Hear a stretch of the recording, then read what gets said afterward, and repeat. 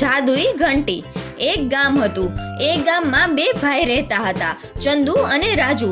મોટો ભાઈ ચંદુ ખૂબ જ પૈસાવાળો હતો, જ્યારે નાનો ભાઈ રાજુ મહેનત તો ઘણી કરતો હતો, છતાં પણ તે પોતાના અને પોતાના પરિવારની જરૂરિયાતો પૂરી કરી શકતો ન હતો। તે પોતાની ગરીબાઈથી ખૂબ જ દુઃખી હતો। ચંદુએ એના પિતાજીની કમાણીમાંથી રાજુને એનો ભાગ નહોતો આપ્યો અને ના તો રાજુની મદદ કરતો। દિવાળીનો તહેવાર હતો। બધી જગ્યાએ દીવાનો પ્રકાશ હતો। ઘર ઘરમાં મીઠું, ખારું, નવા કપડાં અને ખુશીઓનો માહોલ હતો। ચંદુના ઘરે ખૂબ ધૂમધામથી દિવાળી મનાવવામાં આવતી હતી। એમની પત્ની અને એમની છોકરીએ નવા કપડાં અને ઘરેણાં પહેર્યા હતા। ઘણા બધા પ્રકારની મીઠાઈઓથી, જુદા જુદા પકવાનોથી તેમનું ઘર ભરાયેલું હતું। ત્યાં જ રાજુના ઘરે ઉત્સવ તો શું, ખાવા પીવાના પણ પૈસા ન હતા। એ મદદની અપેક્ષાથી તેમના મોટા ભાઈના ઘરે પહોંચ્યો। રાજુ બોલ્યો, સાંભળો ભાઈ, મારા કામનું હવે કંઈ ઠેકાણું નથી। હું હેરાન થઈ ગયો છું। હું દરરોજ કામની શોધમાં બહાર નીકળું છું, પણ મને નિરાશા સિવાય કંઈ જ મળતું નથી। ઘરે શીલા અને જગુ ભૂખ્યા બેઠા છે। મારી થોડી મદદ કરો। મારી પાસે પૈસા આવતા જ હું તમારો કરજો વાળી દઈશ। ચંદુ બોલ્યો, રાજુ, મેં ઘણી બધી મહેનત કરીને આટલી સંપત્તિ બનાવી છે અને આજકાલ ખર્ચા પણ વધી ગયા છે। તારે પણ વધુ મહેનત કરવી પડશે। હું તારી કોઈ મદદ નહીં કરી શકું। હવે તું અહીંયાથી જઈ શકે છે। રાજુ બોલ્યો, સાંભળો ભાઈ, પિતાજીએ મારો જે ભાગ આપ્યો છે એ જ મને પાછો આપી દ્યો। મેં આજ સુધી તમારા પાસે ક્યારેય નથી માંગ્યો, પણ આજકાલ મારા દિવસો ખરાબ ચાલી રહ્યા છે, એટલા માટે હું મારો ભાગ માંગુ છું। ચંદુ બોલ્યો, તારી આટલી હિંમત કે તું મારી પાસે ભાગ માંગે છે? અત્યારે જ અહીંયાથી ચાલ્યો જા, નહીતર મારાથી ખરાબ કોઈ નહીં થાય। રાજુને તેમના ભાઈના વર્તનથી ખૂબ જ દુઃખ થયું અને તે જતો રહ્યો। એ કામની શોધમાં જંગલ તરફ ચાલવા લાગ્યો। થોડીક દૂર જતા ત્યાં તેમણે એક વૃદ્ધ દાદીમાં મળ્યા। તેમની સામે એક લાકડીનો ઢગલો પડ્યો હતો। રાજુએ વિચાર્યું, જો હું તેમની મદદ કરું તો કદાચ મને થોડા પૈસા મળી શકશે। રાજુ બોલ્યો, શું હું આ લાકડીઓ તમારા ઘર સુધી પહોંચાડી દઉં દાદીમાં? તમે એની બદલામાં થોડા પૈસા આપી દેજો મને। બીજું કંઈ કામ હોય તો હું એ પણ કરી દઈશ। દાદીમાં બોલ્યા, જરૂર, મારી મદદ કરવાના પૈસા હું તને જરૂર આપીશ। તે લાકડીઓ ઉપાડીને દાદીમાની પાછળ પાછળ ચાલવા લાગ્યો। ઘરે પહોંચ્યા પછી દાદીમાં બોલ્યા, તું આટલો દુઃખી કેમ દેખાય છે? રાજુ બોલ્યો, ઘરે પત્ની અને દીકરો ભૂખ્યા છે। ખાવા માટે ઘરમાં અનાજનો એક દાણો પણ નથી। ક્યાંય પણ કામ નથી મળી રહ્યું। દાદીમાં બોલ્યા, દુઃખી ના થા દીકરા, આલે કેસરની મીઠાઈ। થોડું આગળ ચાલતાની સાથે 4 મોટા ઝાડ દેખાશે। એની પાછળ એક નાનકડી ગુફા છે। એમાં 3 વામન રહે છે અને તેમણે આ મીઠાઈ ખૂબ જ પસંદ છે। જેવા તેઓ આ મીઠાઈ જોશે એટલે તારી પાસેથી આ મીઠાઈ માગશે। એટલે એ મીઠાઈની બદલે તું એમની પાસેથી ઘંટી માગી લેજે। ઘંટીના આવતાની સાથે જ તારા દિવસો બદલાઈ જશે। રાજુએ દાદીમાની મદદ કરી અને તેમની પાસેથી મીઠાઈ લઈને જંગલમાં આગળ વધવા લાગ્યો। થોડી દૂર ચાલ્યા પછી 4 મોટા ઝાડ દેખાયા। એની નજીક આવતાની સાથે જ રાજુને એક ગુફા દેખાઈ। એનો દરવાજો ખૂબ જ નાનો હતો। એ નીચો નમીને ગુફાની અંદર ગયો। જેવો એ અંદર ગયો કે તેમણે જોયું કે ગુફામાં 3 વાનર ઊભા હતા। રાજુના હાથમાં કેસરની મીઠાઈ જોઈને તેઓ ત્રણેય ખૂબ જ ખુશ થઈ ગયા। એમાંથી પહેલો વામન બોલ્યો, અમને આ કેસરની મીઠાઈ ખૂબ જ ગમે છે। બીજો વામન બોલ્યો, શું તું અમને આ આપી શકે છે? ત્રીજો વામન બોલ્યો, આ મીઠાઈ અમારા માટે અહીં જ મૂકી દે। રાજુ બોલ્યો, સારું, હું આ મીઠાઈ તમને આપવા માટે તૈયાર છું। એની બદલે તમે લોકો એક ઘંટી મને આપી દો। પહેલો વામન બોલ્યો, ઠીક છે, અમે તને આ ઘંટી આપી દઈએ છીએ।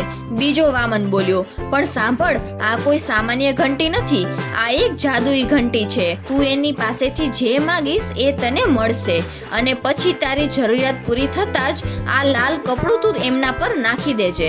આ ઘંટીને રોકવાનો એકમાત્ર તે ઉપાય છે। રાજુ બોલ્યો, આભાર, હું તમારી વાતને યાદ રાખીશ। રાજુ ખૂબ જ ખુશ થઈ ગયો, પણ તેમણે એ વાત પર વિશ્વાસ નહોતો। એમણે કેસરની મીઠાઈ વામનને આપી દીધી અને ચક્કી લઈને ઘરે આવી ગયો। ઘરમાં પત્ની અને એમનો દીકરો ભૂખ્યા જ બેઠા હતા। રાજુએ તેમની પત્નીને રાજુને બધી જ ઘટના કહી.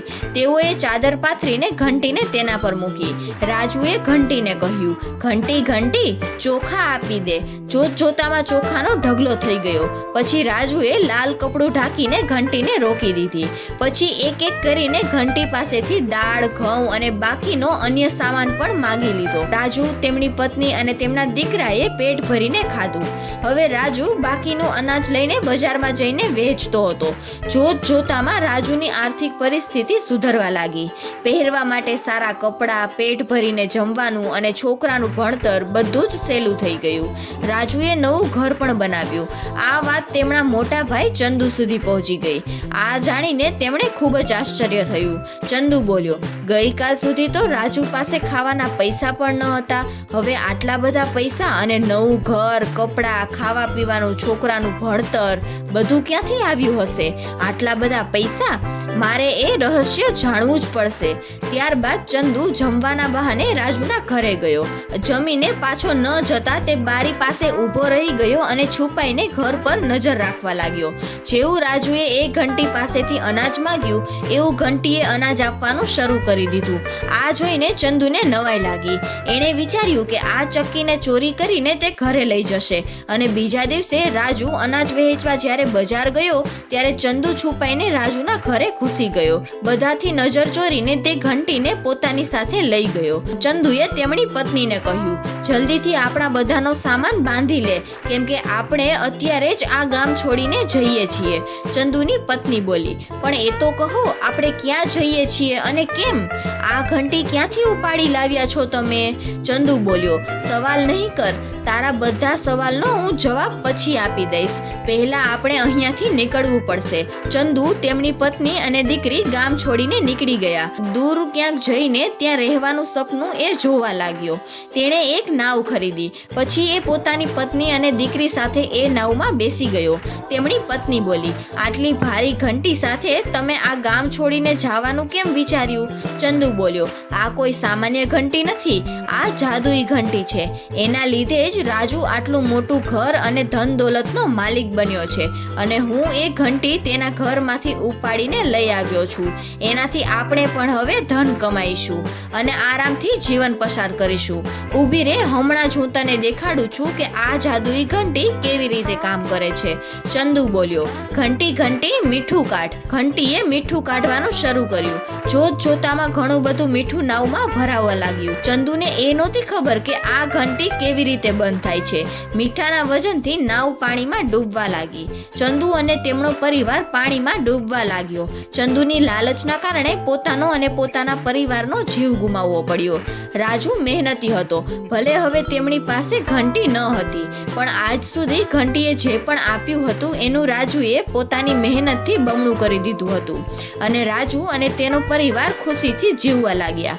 તો બાળ મિત્રો, આ વાર્તા પરથી શીખવા મળે છે કે આપણે ક્યારેય પણ લાલચ ન કરવી જોઈએ અને હંમેશા મહેનતનો રોટલો ખાવો જોઈએ. બીજાનું ખરાબ ઈચ્છવાથી પોતાનું ક્યારેય પણ ભલું નથી થતું.